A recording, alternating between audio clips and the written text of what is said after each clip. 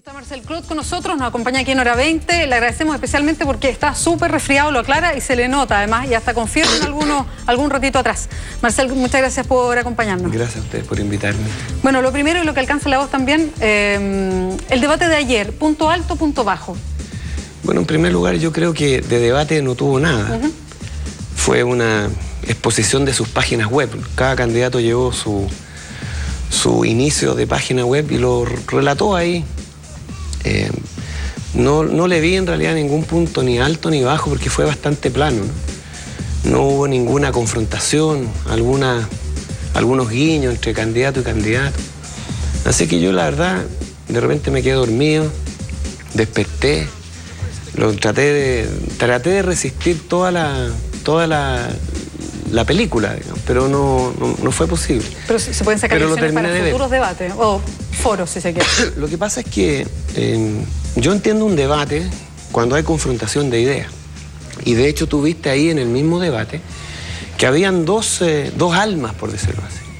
Una que expresaba Gómez, ¿no?, que es el alma primitiva de la Concertación, ¿no? Si algo uno puede decir de Gómez es que él fue capaz de poner ahí en los medios de comunicación, en la televisión, en el entre comillas debate, eso que alguna vez la Concertación quiso ser y lo que nunca fue, lo que quiso ser. Después vimos otros dos candidatos que fueron bastante más honestos en su proyecto ideológico. Velasco, que efectivamente mostró lo que fue. Velasco era la Concertación, es lo que ha sido la Concertación. Pro mercado, no cree en la educación pública gratuita, no quiere asamblea constituyente. Eso que la Concertación siempre ha sido, lo mostró Velasco. Orrego es también un alma demócrata cristiana, de los cristianos originarios, muy militantes de la Iglesia Católica y del cristianismo. Y la señora Bachelet, en esa ambivalencia que la caracteriza, ¿no?, tratando de ser lo que no es, tratando de aparentar o mostrando algo. ¿Qué significa eso, tratar de mostrar lo que no es?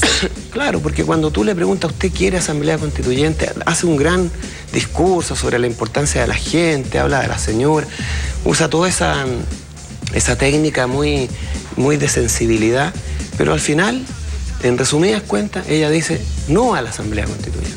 Ella dice dentro de la institucionalidad, nueva constitución dentro de la institucionalidad.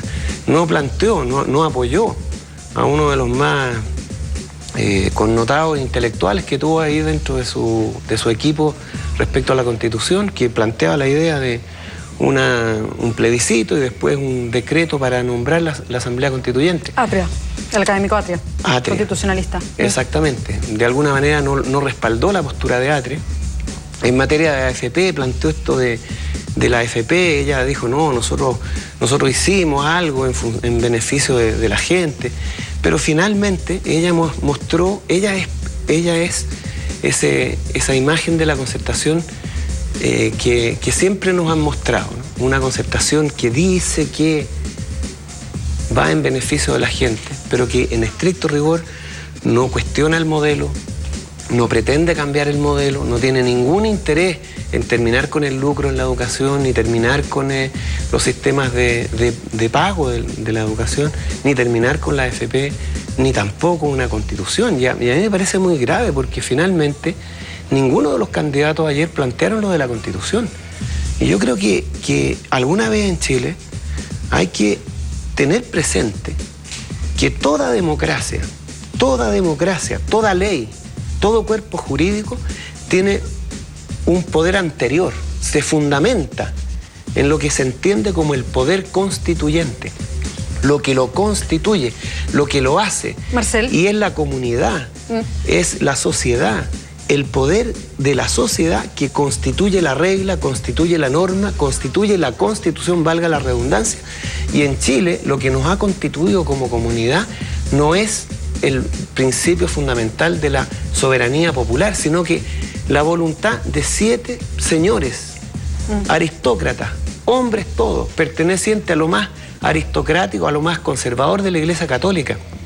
en un plebiscito, aprobada esta Constitución, en un plebiscito fraudulento.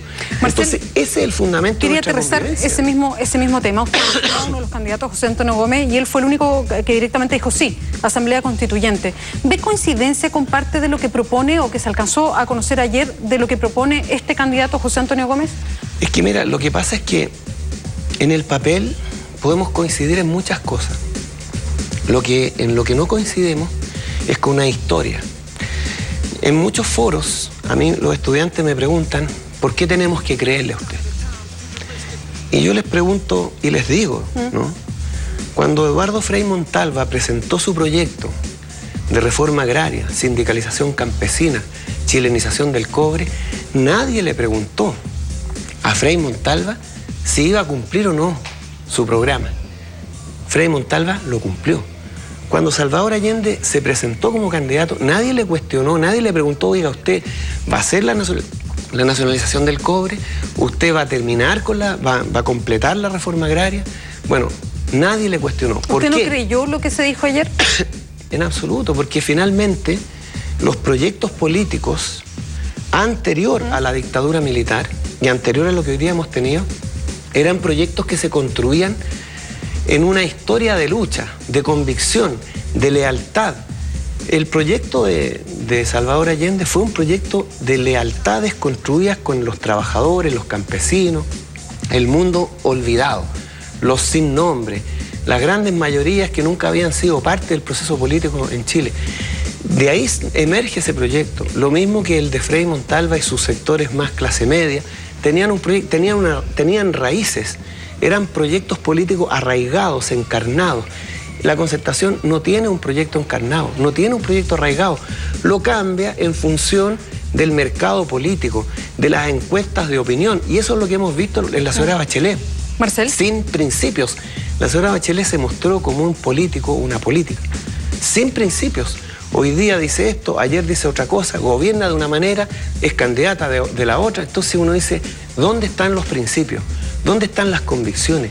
¿Dónde está la lealtad con un cuerpo de pensamiento? Y eso es lo que uno no vio ayer. Marcel Clot, quiero que revisemos parte de lo que dijo uno de los candidatos ayer en el debate para aterrizarlo y ver cómo se sitúa usted como candidato frente a eso. Se trata de Claudio Rego, que específicamente señaló ante la pregunta de aceptaría miembros del Partido Comunista en su gabinete a propósito de esta concertación ampliada que se presentaba ayer, y él dice claramente no tendría un pacto con ellos, no lo aceptaría directamente en el gabinete.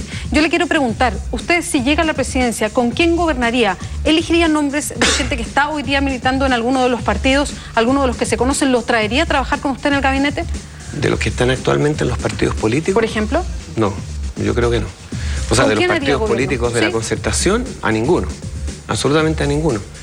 Bueno, nosotros venimos trabajando con dirigentes sociales, estudiantiles. Yo perfectamente puedo pensar en un Luis Mesina, que fue presidente de la asociación de la Confederación Bancaria, de Trabajadores Bancarios, como ministro del Trabajo. Puedo pensar en un Humberto Maturana como ministro de Educación, una Malucha Pinto como ministra de Cultura. Esa es la gente que nos está apoyando, esa es la gente que está respaldando nuestra iniciativa. Hay mucha gente de esa misma talla. Puedo pensar en dirigentes estudiantiles como ministros también de Educación. O sea, nosotros estamos pensando en la idea de que son las organizaciones sociales las que tienen que constituirse en actores políticos. Y en tanto actores políticos, participar en los cargos y participar en la administración política del Estado. Y gente como Giorgio Jackson, por ejemplo, o Camila Vallejo, que milita en un partido, pero yo a Camila Vallejo la incorporaría sin ningún problema en un ministerio, en una subsecretaría, en algún cargo de importancia, porque yo creo que ella genuinamente su liderazgo se construye en los movimientos sociales. Yo creo que su opción hoy día está equivocada. Pero bueno, cada uno tiene su opinión, pero yo creo que es de aquellas personas que a mi juicio tienen cierta honestidad en su trabajo político, y creo que es perfectamente posible conversar con ella, por supuesto, si le interesa, digamos, ¿no? Figuras como Camila Vallejo, Giorgio Jackson, Francisco Figueroa. Nosotros hemos conversado muchas veces sobre que esas personas podrían ser figuras políticas que puedan incorporarse en un gobierno Marcel, como el nuestro. Antes de pasar a su minuto de libre disposición para que usted ponga una idea sobre la mesa, le quería preguntar acerca de este episodio vivido a propósito de una deuda de pensión alimenticia que se tenía, que era de varios millones de pesos. Llegó la Policía de Investigaciones a tomarlo detenido. Usted aclaró la situación, ha sido público. Me gustaría saber si esto provoca efectos en las personas que pueden votar por usted, si provoca efectos o daña su imagen al aparecer como alguien que tenía una deuda de ese tipo. Bueno, tengo varias deudas, no solo esa. Pero mira, yo al respecto me quisiera decir algunos hechos y no categorizarlos o hacer evaluaciones valóricas, ¿no? O plantear juicios de valor. Yo estuve 23 años casado con mi exmujer y de esos 23 años, los 23 prácticamente completos, yo asumí las responsabilidades 100% económicas, total, 100% del 100%. Y también fui un padre que hizo las otras tareas, que muchas veces hoy día los hombres no hacen, y la hice en abundancia. Por lo tanto, de esos 23 años que yo estuve casado, sobre cómo fui yo como padre, yo creo que muy pocos en este país me pueden sacar a la pizarra.